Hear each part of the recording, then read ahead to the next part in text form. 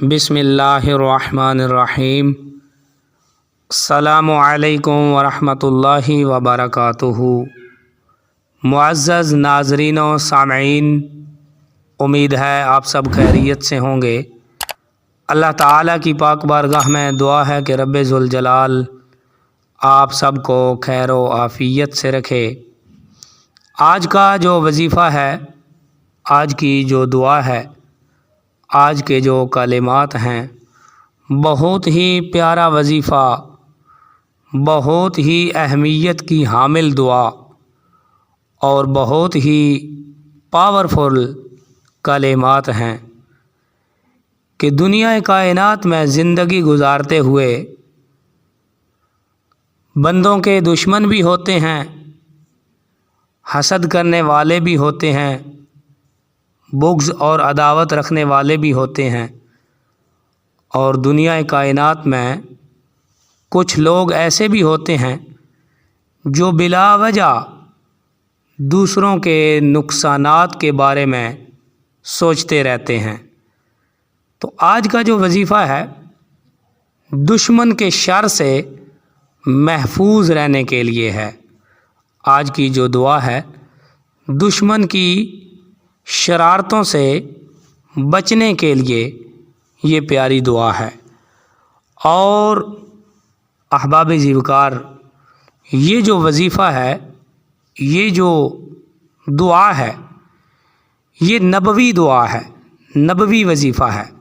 حضور نبی رحمت سرور کائنات صلی اللہ تعالی علیہ وآلہ وسلم کو جب کسی قوم سے خوف محسوس ہوتا تو نبی کریم صلی اللہ علیہ وآلہ وسلم یہ دعا مانگا کرتے تھے۔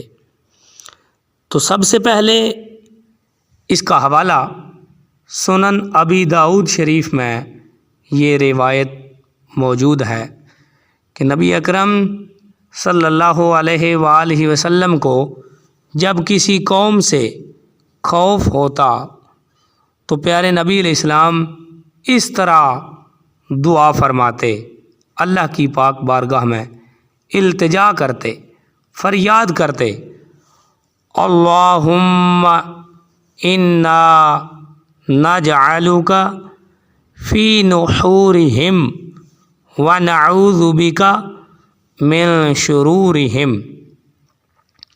دوبارہ پڑھتے ہیں، اللہم انا نجعلک فی نحورہم ونعوذ بک من شرورہم۔ اے اللہ، ہم تجھے ان دشمنوں کے بالمقابل لاتے ہیں اور ان کے شر سے تیری پناہ طلب کرتے ہیں۔